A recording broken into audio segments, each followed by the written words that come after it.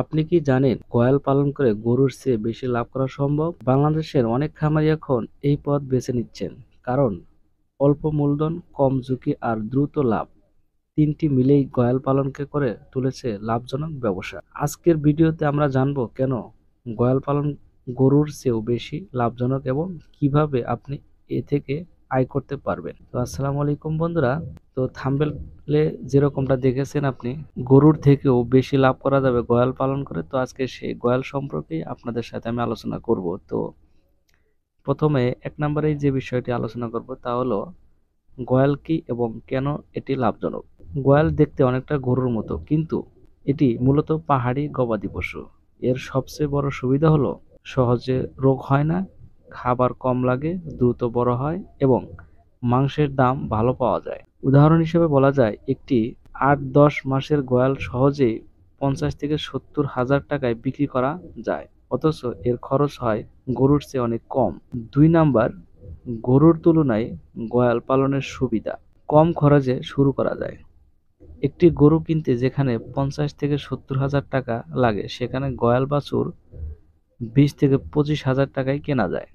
৮ থেকে ১০ মাসের মধ্যে এটি ৩ গুণ দামে বিক্রি করা সম্ভব। খাদ্য ব্যবস্থাপনা সহজ। গয়াল মূলত ঘাস, খড়, ভুসি এবং সহজলভ্য খাদ্যই ভালো থাকে। দামে কনস্ট্যান্ট ফিড বা বেশি খরচের খাবার লাগে না। রোগবালাই ও চিকিৎসা খরচ কম।